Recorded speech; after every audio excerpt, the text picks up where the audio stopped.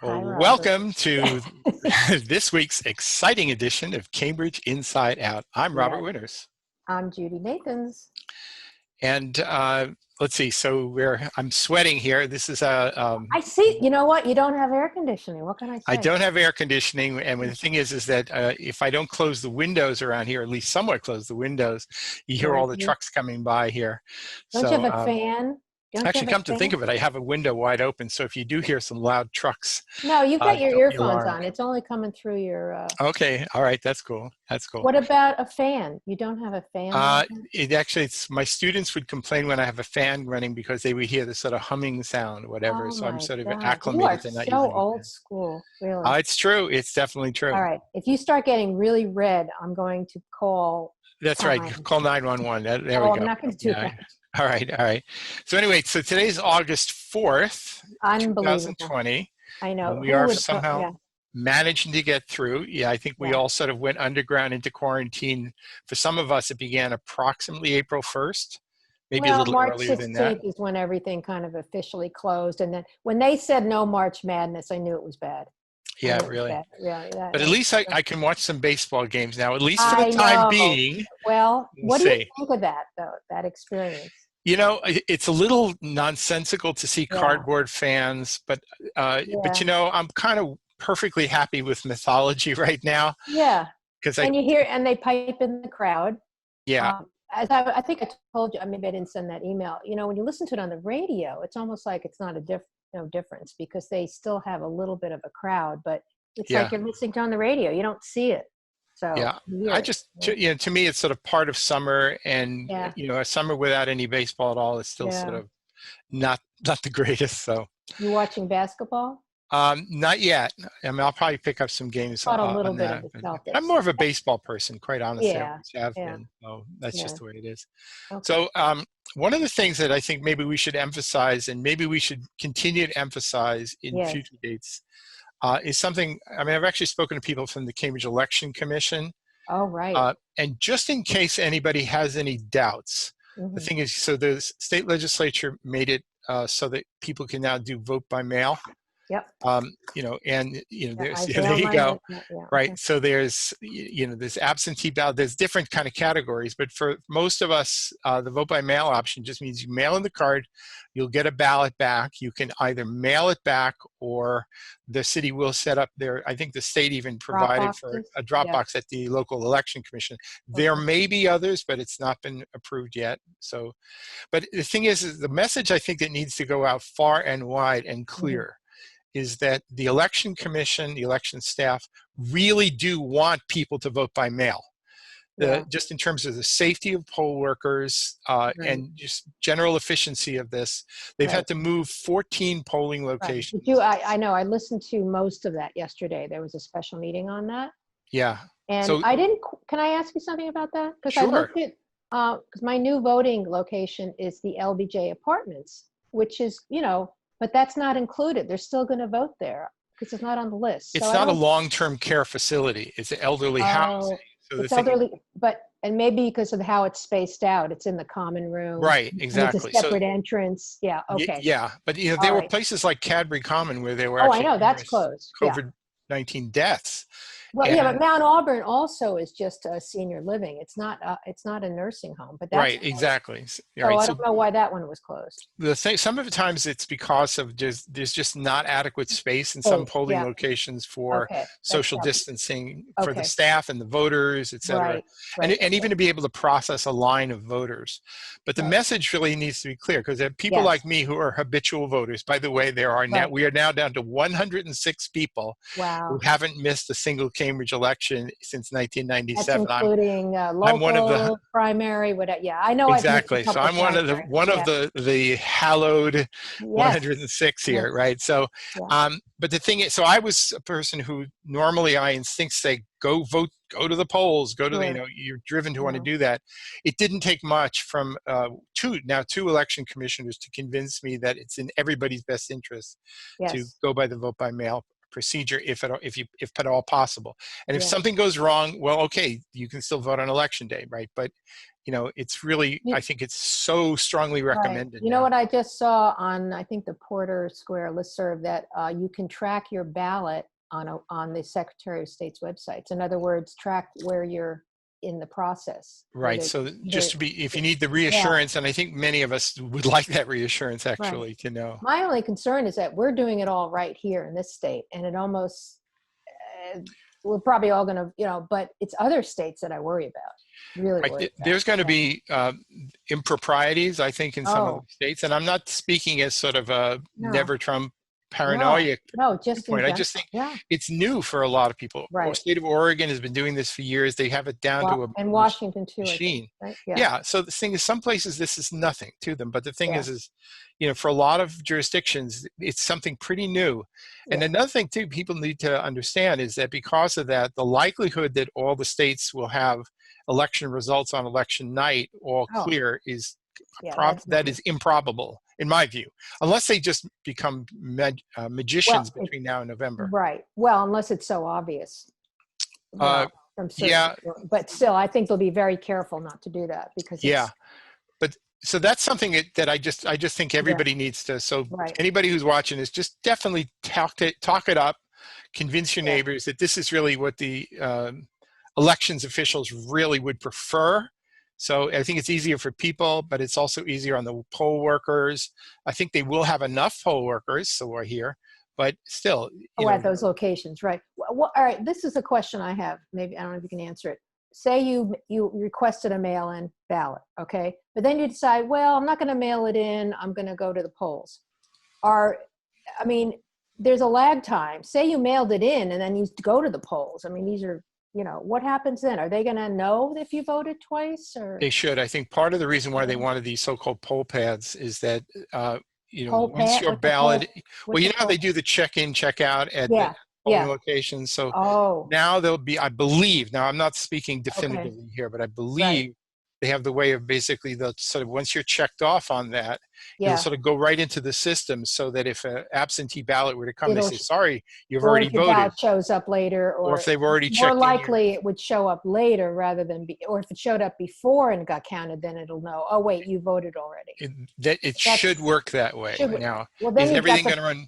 Yeah, I don't. Will everything work perfectly? I can't guarantee that. But the whole other issue is the post office. Yes, right. Because, so in other words, you're saying there's going to be a drop off, which is at the election commission, but then you can mail it in. Exactly. And I think that's probably secure enough, because the thing is, it's just a local mailing. I think it has a distinctive color. Postal workers will be trained to grab those first and process them quick. But then they're having so many problems, and Trump's creating more. And the head of this new postal thing is totally doesn't know anything about postal. But if you're just talking about within Cambridge, right? You drop it in a Cambridge box, it goes to processing. They can immediately separate those out, get them through. Those ought to go fast. So I don't think there's any rational reason for people to be concerned about local mailings or balloting, right? But on the other hand, if you're absentee but you're in another state or something, maybe you should worry a little bit. Well, I would hope they would extend maybe the deadline, because just in case there are problems with the Postal Service being able to make a delivery to whatever. I just think that's got to be, I don't know if that's something that has to be done by policy or if it's up to each jurisdiction. It just has to be in sync with what the state legislature permitted and what the Secretary of State has flexibility to regulate. I hope so. So anyway, so that's just something that's coming up, and it's big, and that's it's real. In less than it's September 1st is the primary. Right. So the thing is so that'll come up soon. I don't know. I mean, for many of us, there's nothing particularly controversial about the primary, but we always vote. How can you say that? Well, what is Markey versus Kennedy? That's the only thing. That's a big deal for a lot of people. I know. But but it's not, the presidential one is going to be the one that everybody cares most about. But not that the outcome is particularly in doubt for Massachusetts. But exactly. But still, it's an important statement to me, I think. So now there are other things that are very interesting that are going on around town. I thought it would be kind of worth mentioning some of these things right away. And in fact, actually, in that spirit, I think what I would like to do is actually, let me cue it up here a little bit here. is to say that the good folks around Central Square have been Oh my gosh. really, really, really on their game, Yep. trying to make Starlight Square happen. I went by there the other day. I figured you would take really good photos because mine. I've definitely been around there, yes. so I hope everybody's seeing this. Yeah, right? I see it. Yeah. Okay, so this was I think last time we had a show we just started showing the sketches of the the idea, and apparently it's Mark Boyce Watson is the one who's doing a lot of the design work. Yeah. And his son helping out as well, and others. And we took some pictures back then. That's what we showed a couple weeks ago. Yeah, and it was just basically a parking lot, right? And slowly things are happening here. Right. Okay, but now as of about a week ago, and I'll show you some more of these pictures here. Yes. They had put up all of the structure. There was a huge amount of Jersey barriers and this steel work that's and this scrim with interesting design sort of laid on here. And some of these platforms will actually be very soon sporting tables and chairs for people with a railing, so everything should be good and safe here. Oh, I thought that was the stage. No, this is the stage. Oh, that's the stage. Okay. And I think some of the primary performers will be from Central Square Theater.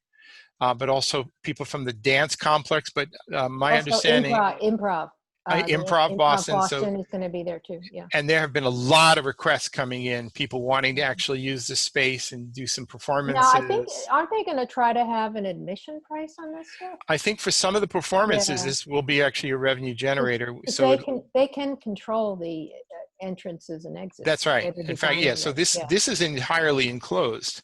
Right. So I went by yesterday because the farmers market, I was wondering how they were going to configure that, but it's in back of what you're seeing. That's now. Right. Exactly. Yeah, Exactly. Right. Okay. So this is facing the stage. This is opposite the stage, facing the stage. So again, that's on Bishop Allen Drive you're looking, right? Or not? This is it's from the stage looking toward Central Square.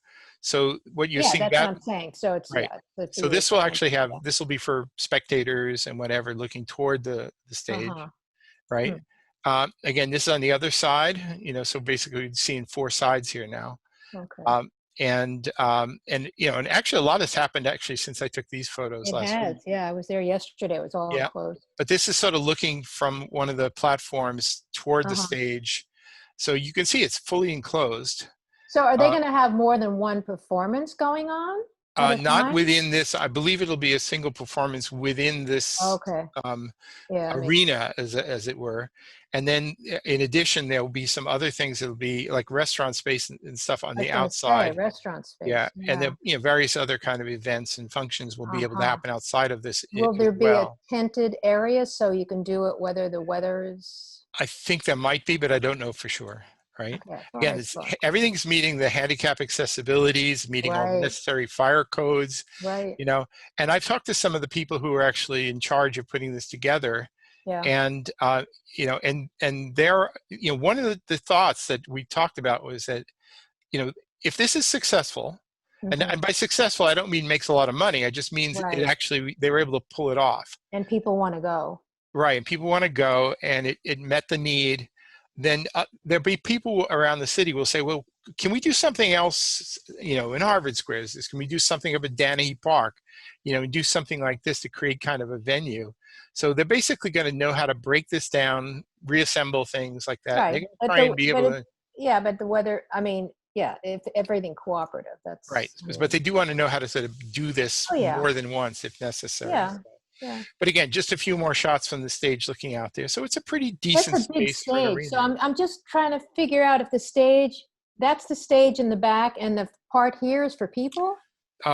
In the foreground is the stage looking out at where the people will be scattered about. Well, how many people are we talking about assembling in this area? I don't know because you also have to meet the social distancing. That's what I'm saying. I would love to go to this, but I have not been sitting in any big crowds at all. Right, and I just don't know. Yeah, there may be some reason for caution in that regard. Yeah. But I believe they're going to have a soft opening this Friday. Really? So that's August 7th, and then the more real opening the following. I believe on Saturday, but it's coming up pretty soon. For the most part, they put it together. They're pretty much just covering up some of the structural elements now. Okay. From the outside, I love the outside. Yeah. So there's Bob and Janet Moses are featured. Oh, On this That's is the side on the amazing. Norfolk Street Aren't they side. beautiful? And those will stay because those are beautiful scrims. Yeah. Well, I mean, they'll stay as long as Starlight Square stays. Well, that's what I meant. Yeah. Right, which hopefully will be well into the fall. We're crossing our Yeah. fingers and being hopeful for Very that. nice. The other side facing Bishop Allen has a lot of Yes. sort of more topical Yes. scenes Yes. as well. Yeah. And here's a couple pictures of a couple of masked marauders. Yeah. Michael Monesteem on the left and Patrick Barrett, who really are kind of the movers and shakers within the Central Square Business Improvement District apparatus to make some of these things happen. This picture was actually taken before anything other than the basic steel. Oh, right. You can see that. You see that in the background. So I go by there pretty much every day and run into Michael. I saw Michael today, talked to Patrick for a while today. Nina Berg, who we both know, is also doing a lot of the communication works. Hey, Nina. Yeah, so so the thing is there are a lot of hands on deck here trying to make a great thing happen, and it's really kind of impressive seeing this happen in the midst of a pandemic to try and do creativity in this particular way here. I went by there today. You know, they had more coverings, covering more of the space, like the square in the square. I have not seen that. The square in the square. Welcome to once a parking lot for cars. This is now a place for people. That's true. There's no parking there. The terminology, the square in the square, I believe, is not only listed in the Red Ribbon Commission report from some time ago, so I think that's where they're borrowing it. But there was a time when Morris Nagar, who owns some of the adjacent properties, had kind of an idea of actually doing some redevelopment at Norfolk and Mass Ave, which would include a space, something, not exactly like this for sure, but some real draw that would be back there that was even then, back in before 2010, was being called the Square in the Square. So in a kind of a temporary way, it's the realization of something, of an idea that people, and not just Peter Valentine, have talked about for some time. Right. Again, just some more of the design work that I saw when I was by there. Yeah, I did not see that. That wasn't there the other day. And this is sort of facing to the outside here. This actually looks a little bit like the conceptual drawing that was put in the original advertising. Right. You know, again, another shot of the square within the square. But one of the things I particularly like was this. I saw it today for the first time. That just was put up, huh? I just saw it today for the first time. Well, what street is that on? Is that Bishop? This is basically facing toward Mass Ave. Yeah. Toward where normally cars would be able to pass through back there. Basically facing somewhat toward Graffiti Alley. Not quite exactly toward Graffiti Alley. It's staggered a little bit, but there. And it's basically a reproduction of the old Central Square. Oh my God. The theater that used to enter at Libby, where now Libby's Liquor is. I think I remember that. No, I don't know. Maybe it might predate you, but it was. Wasn't there a theater? Oh, I'm thinking of where the Biolab is. There was a theater. There was a Central Square Cinema, which was down at the bend by Lafayette Square. There was the Olympia Theater, which was I'm thinking of. Which later became a gas station site, which is now a little park across from where the old police station is. Yeah. But I just think this was sort of nice. This was just particularly great. Nice. Yeah. Again, and now just for some random talk around town. I haven't seen those. Where did you see those? This was sort of interesting. The Central Square Business Improvement District does a great job, I think, of putting up really great murals that really emphasize beauty. But I think it's, anyways, another entity that actually likes to put designs on some of the utility boxes that are a little more message oriented. Yeah. But on the right here, this was actually a little bit of guerrilla work where somebody illegally. Very official. I was going to say that's got to be illegal, right? Yeah, it was illegal. And basically somebody opened this up and put in kind of a political message right in the bus shelter in front of City Hall. So it has since been removed, but I wanted to take a picture in the meantime. That's the huge one right in the bus. Yeah, exactly. Oh my God, how did they get that in there? It must have done it at night. Right, exactly. Wow. So I thought maybe we'll take a break from that, but we can come back to some other photos around town. Yeah, definitely. Yeah. There's some interesting. One of the sort of the unintended side effects of the pandemic for some of us, certainly me, is that I like to go walking anyway, but because you just need to get out of the house. There's not Yeah. So I'll go out on these walks and I'll start noticing things that maybe I haven't thought about in years. Absolutely. Yeah. Yeah, and I mean, I think everybody should really do that. You know, go out and get your exercise, but also just There's a enjoy lot it. of, You know, things that are engraved in the ground, like University Park. There's all kinds of things there, and yes, that I didn't know about. yeah, The simplex thing, and it's just yeah, open your eyes. You see you so know, much. and it's not just public art. I mean, honestly, I know. you know, Yeah. I've been to so many planning board meetings, or whatever, where Yeah. somebody's going to build up a building, and then they say, "Oh, Yeah. you have to put in a particular Yeah. element here, whatever." Yeah. Yeah. And the cumulative effect over 20, 30 years of projects where, you know, there's been some sort of influence to actually make interesting things happen, it's actually visible. If you actually walk the streets of Cambridge in either the developed districts or not, you notice things that are really kind of incredible. And actually people's private homes, you notice things that are actually pretty incredible. I know. You know, it's so, and sometimes just pretty darn funny too. You know, it's like people really will do that. You know, so there's so a lot anyway, to see, and you don't have to walk on a shared street. That's for sure. by the way, an interesting thing about the shared streets, you know, we have the 3 shared streets. There'll probably be more before all is said and done, but in a curious way, the city put an announcement out, I think yesterday, that said that because of the storm that was expected today, which apparently, thankfully, is less severe than you were worried about, because of the high winds, they actually suspended all of the shared streets for today. So if you wanted to go cruising down Magazine Street or Harvard Street, you could have done it, no problem. And I think it was really because they have those little A-frame signs that probably would have just been flying all over the place in the winds. Too many. Yeah. But anyway, and I think you pointed out before we got on the air that there is a shared street webinar Going on meeting right now as we speak. Right now, you know, so it's a Zoom webinar. You probably are on a list, so I'm going to tune in after we. Yeah. So anyway, it's you know, I don't really consider the shared streets to be particularly controversial, but I know that some people are bothered by them and some people love them to death. I actually have a photo amongst our photos that kind of will show you, I think, a really good outcome of a shared street on Harvard Street. You know who I think they're good for, and I'm not complaining about it, but they're good for the cyclists. To me, that's who really benefit the most. I think as probably a pedestrian, I'm not going to walk in there. And as a pedestrian, I'd have to then now dodge cars and bikes. So I'm not doing that. But and the sidewalk's fine for me. So I do think it's a boon for cyclists, which is fine. Yeah. Let's just call it what it is. I know, I'm completely in agreement. I mean, honestly, that those are the beneficiaries, right? Yes. So I was going to show you just a few more of these pics here. All right, so so this one, I would call this sort of like you know, message oriented stuff, but you know, this is sort of part of the funny stuff of Cambridge. Okay, so here, if you go down, I think is that Great Eastern it's called? It's over at the corner. That is Great Eastern. Yeah, that's been there forever. I know, but I love it, the fact that they've got the mannequin out there with without any clothes on. Right, but also with the COVID-19 mask on it, you know, so they're up close, you know. I mean, this is, if that's not just like Central Square having a little fun. Oh yeah. You know?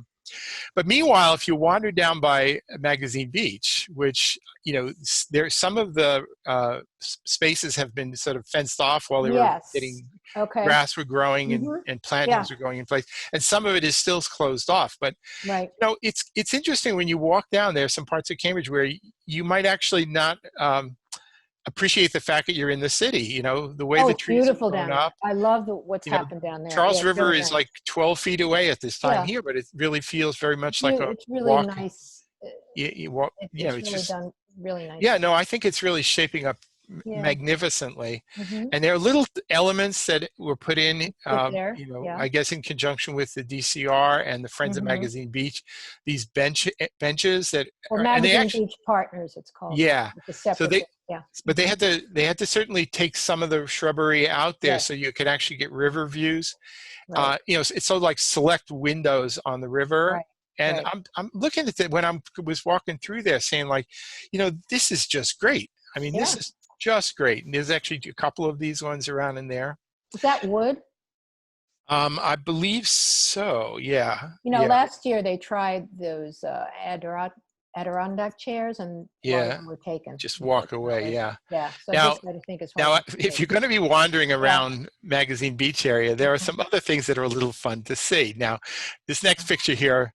Okay, if I just showed you that picture, what comes to mind? Kill a rabbit among, oh my God, the rabbit killed all the birds. The geese. The geese, Those are right? geese feathers. You know, it sort of reminded me of an old I know. Monty Python episode, you know, of some Uh-huh. vicious rabbit or something. Yeah. But in fact, what it is sort of down where the white geese are, close to the BU Bridge, and the Almost like rabbit just sort of nesting hangs rabbits. out there, but he's scattered amongst, you know, the. Well, there's bunnies everywhere around And the, Cambridgeport. oh, yeah, absolutely. It's really, really true. Yeah. So what I did is I took a little walk down there through an area I actually hadn't walked through for a good long while.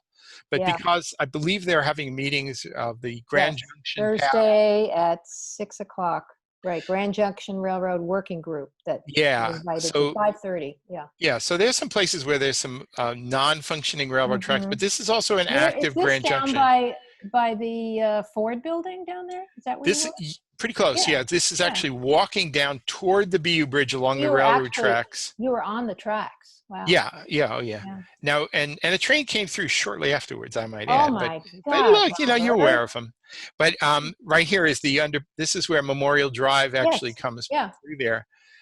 So walk through there, and it's a pigsty. Yeah. There are people who are living in and around there. I heard there were reports of 40 stolen or picked up bicycles that in various states of disassembly that were down in there. There were a few characters sort of, I didn't want to disturb them, who were, you know, pretty much camped out in there. Yeah. But this is part of the path that the Grand Junction, the community path, would follow if and when that actually comes into being. But it's still a working railroad, isn't it?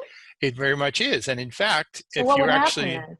most people will, especially if you're at the head of the Charles, everybody knows the view of the railroad bridge, looking at the bridge, but not too many people will walk down there.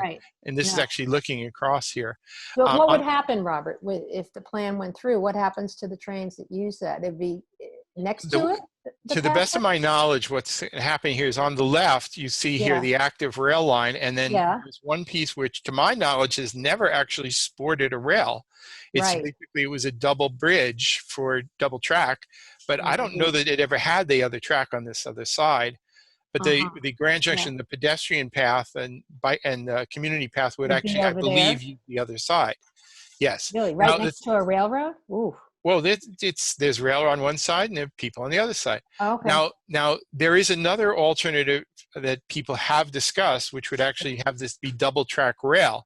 So you'd have rail here, rail on the other side, and then they would probably have to cantilever something off the side of the bridge. That's not going to happen. That sounds too. No, I think honestly it's going to be single track in my view, but you know, there are advocates who in the long view would love to have a whole other commuter line coming through here, but I really can't see it happening. It's with all the grade crossings in Cambridge. Well, don't they want it to connect to what they hope is a west station out by the right. Okay. So this is Cambridge looking toward Boston and Alston. So if you go here, by the way, I have walked over this, and it's not something I think people should do. No, you should not encourage. Right. And when we did that 40 years ago, because we were young and stupid, right as soon as we got to the other side, a train came. So. Oh my gosh. But there's room. You could jump off to the side. It's not a real concern. But what would happen if they did do that? Would those be commuter trains, or would that be a subway line, or what? You know, I think it would be more like light rail, you know, like a trolley line or something like that. That would be nice, actually. I think that could be really great, you know. But it's a resource that's available, you know, the structure exists, and there was and just having it be kind of a dump is really not the best use. No, it isn't. So this is just looking straight over the rail. Look at you, my goodness. Right? You really were taking chances. And then this is on the other side, which has no rail at all and no bed and nothing. So, but you could put a platform on that, and then that could become the Grand Junction community path.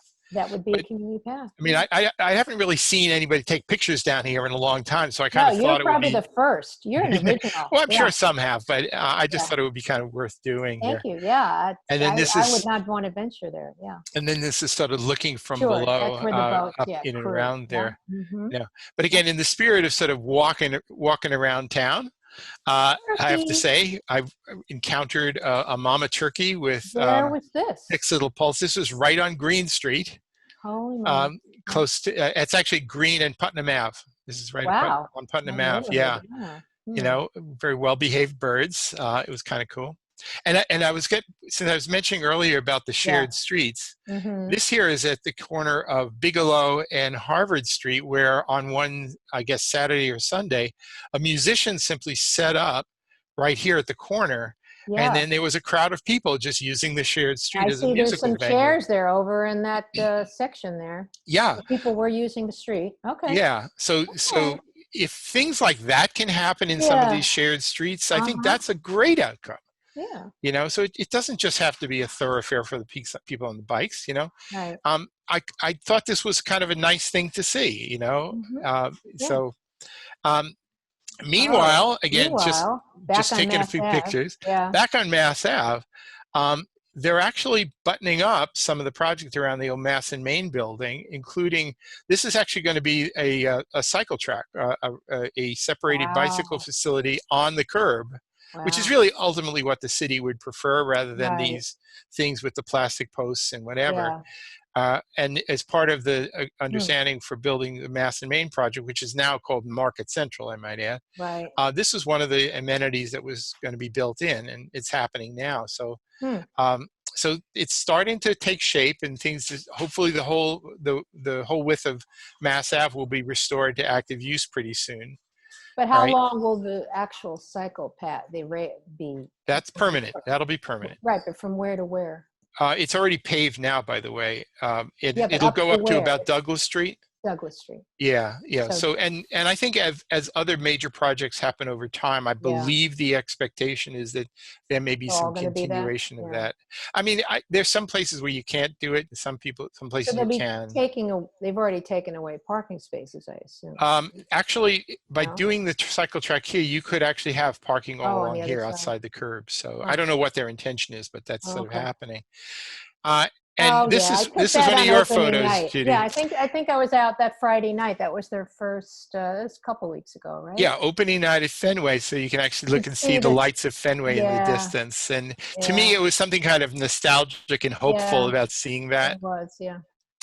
But again, in the same spirit of when you walk the town because of the pandemic, these things that have actually come into fruition, this is one of the ones. This is actually. I love this. I just love walking around there. When I was coming home from work for a few years, I would walk through here pretty much every day. But one of the things that I like about it, this is actually a real photo, but I was looking at it today. I said, doesn't it look like one of those conceptual drawings of what is expected? But that's real. I know, because of that background, that building in the back almost looks like it looks like it was done within a CAD cam or something like that, right? And that's the wind is kicking up, right? It's like Lab Central. It says. I think MIT may own the land and have like a long-term. There's all these open. They are. There is the. Some of these places have the option of closing them down. Yeah. So you can understand why, if there was an organized protest or whatever. Yeah. So on the other side of this little tunnel over here is where you go by, where the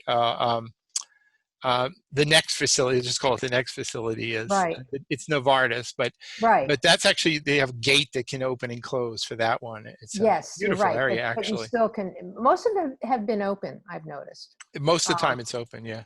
And this is actually Osgood Street. Yeah, that's actually looking the other way. And then there's places to sit to the left, and you walk all the way through to, I mean, there's just so many places to walk. This is actually technically a public street. This is Osborne Street, you know. I think it's called Osborne Street, or that may be the next one. But it really just serves the pharmaceutical companies that are actually within here. Pfizer. Oh, now, this is funny. Oh my God. Now, this let me ask you. This photo here was taken where? This is in that same vicinity. Right where I was. Yeah. Right there. There's a parking garage right over there. Somewhere. Yeah. So 593 available spaces, right? It's like, I don't know. That's some measure of how many people are working from home, right? They're not coming into work so much, you know, and that's kind of. I mean, just the fact that it can hold that many. I mean. Yeah, but that's definitely a piece of the reality. And I love this picture. This is a space I haven't even seen yet. It's where Little Donkey is operating. I assume that's the Little Donkey. It is, yeah. Yeah. So it's basically. I just sort of came upon it as I was walking. I said, "Oh, look at this." Yeah.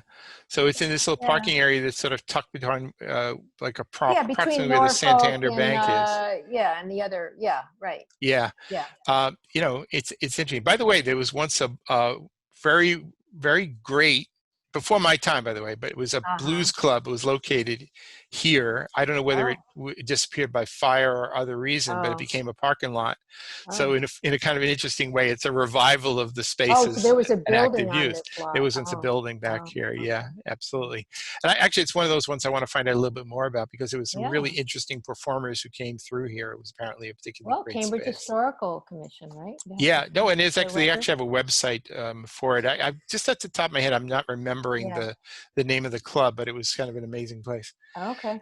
Now, the city council actually did meet. I know. On a week ago Monday. Well, they actually met yesterday, but it was for the simple task of approving changes of polling locations. Right. But the midsummer meeting is often sort of a big deal, you know, because there's a lot of stuff that just sort of gets in the queue and collects. There were like 30 city manager agenda items. That's pretty typical, is that you have a lot of communications, a lot of orders and whatever. Actually, I thought there would be even more policy orders, quite honestly, but there weren't.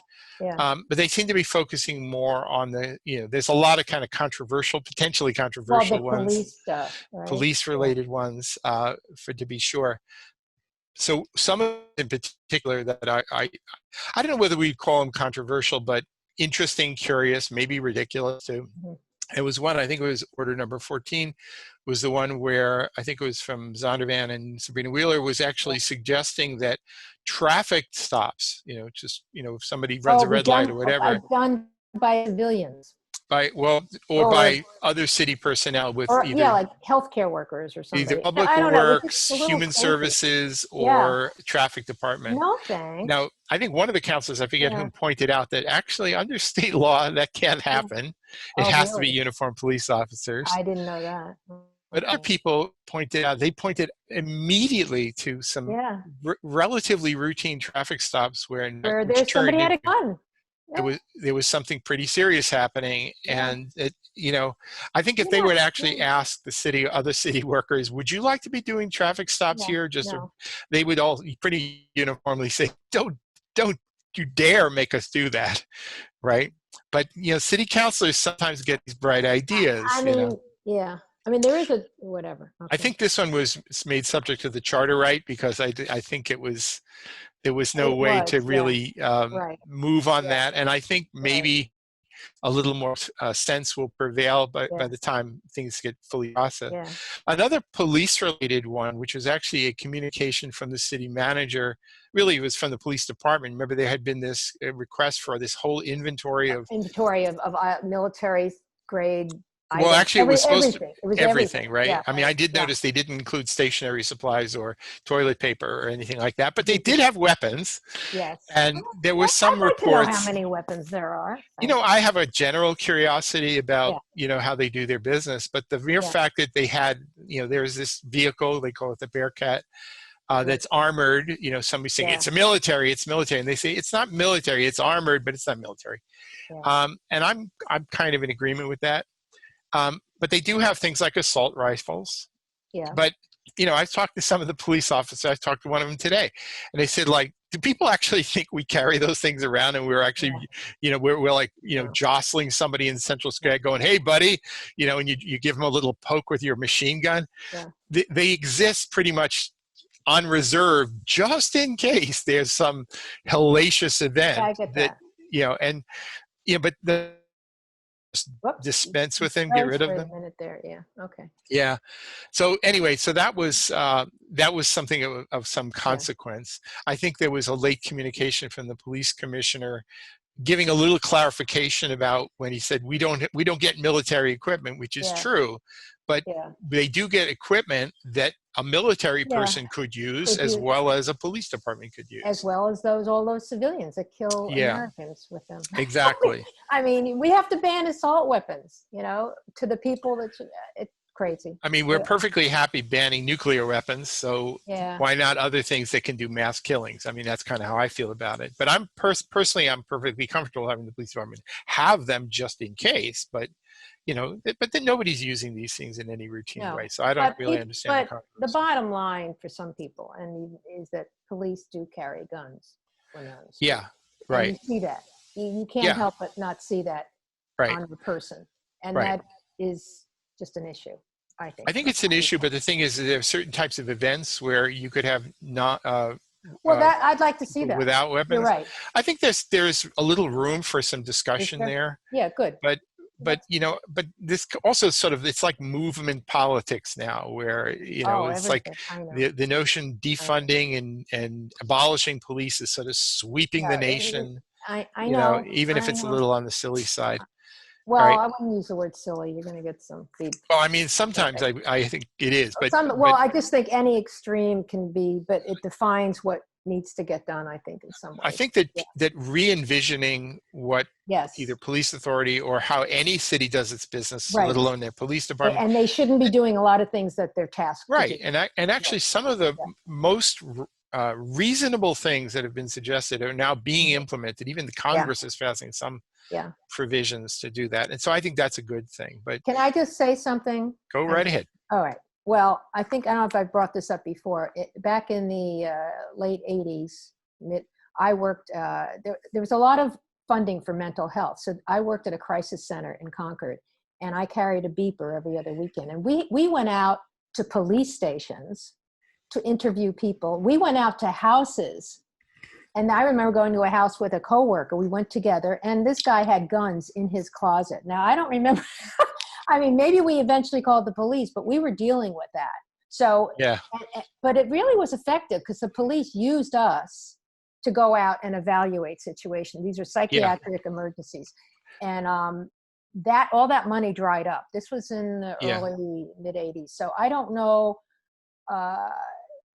We've got to return to some kind of, using mental health people better. I agree. I just think that, and to some degree, Cambridge is actually already doing some of those things. Yeah, they have people. They're partnering up with some of these I just think agencies and such. We blanket, we just throw it and say they're all the same. Right. I just think government in general and the arms of government, including law enforcement, should always be in a constant procedure, a constant process of evaluation and reevaluation. And not because there's a crowd of people throwing bottles and yelling at you, but because that's just what you should be doing, is saying, how can we do our jobs as best as possible? Right, I agree. And that ought to be the focus, is how do we do our jobs as best as possible? Now, one other thing that I thought was kind of an interesting twist. So there was in the town of Brookline. Still talking about the meeting. Yeah. So there is a, I don't know if it's a home rule petition, but where the town of Brookline wanted to ban natural gas hookups in buildings. And then Cambridge wanted to do this as well, or at least some councilors were pushing to do this, right? Maybe with exceptions, maybe with not so many exceptions.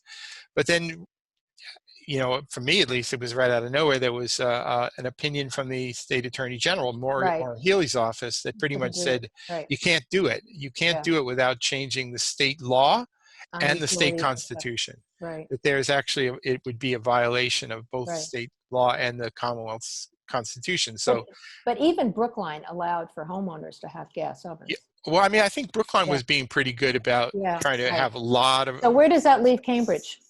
Well, I think they were just in limbo. I don't know that they'll ever be able to do this, but predictably, it was referred to the Health and Environment Committee, and Councillor Zondervan will, I'm sure, trying to pursue it whole hog, and then, were they going to try and change the state constitution? I somehow doubt that, but they want to keep it alive, certainly. But that's also, definitely a setback.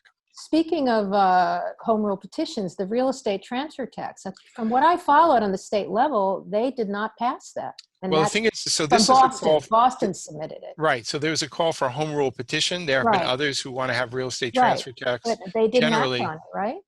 Actually, the state legislature did vote on it, and they voted on it. It was like a 3-1 vote against it. It was like 130 to 120 to 20. So where does that leave our? It basically means that I think personally, this is just my own opinion, that if this were to be filed as a home rule petition, the state legislature would view it in pretty much the same way that they viewed the general legislation to create a vehicle for doing this. So to me, I don't think this is a battle that is worth fighting. Yeah. You know, and, you know, State I mean, would have to make the change. The I mean, state, or yeah. maybe it's something worth pursuing over the long haul, but not Yeah. sort of in the midst of other Right. emergencies right now. Exactly. At least that's at least my sense Yeah. about it. Okay, we have about a minute and a half left. Yeah, I'll Right? just say that there were, Yeah. you know, after, you know, everything was sort of in limbo, there were a variety of zoning petitions that actually were Oh, forwarded to the well, city council. a new one. One fundamentally new Yeah. one. There's one I think a very interesting one had to do with the Canal District, which is basically a kind of coming due of the, you know, there was this big Constellation Center proposal that was Oh, right. down close East to the Broad Cambridge. Canal, East Yeah. Cambridge. So now there's a zoning petition that would permit much more building density, but also perhaps, I hope, the fulfillment of this millennial center dream. There was that. There was one out at LF Quadrangle, but maybe the one that will definitely also have some other conversations called the Donovan petition, which was That's something related affordable to, housing. Yeah. it was related to different creative ways of producing It was to housing by allowing. counter what they don't like. In And some, you don't like, I know. right. In some respects, yes. But the thing is, it was also a separate conversation, even with the Envision Cambridge group, about making better use of larger houses that are underpeopled, right? And allowing them to be sort of split up into multi-units. So anyway, on that note, I think we should probably be winding down. Yeah, right? That's right. All right. So, well, anyway, we'll see you all soon on week. Cambridge Inside Out. All right. Good night.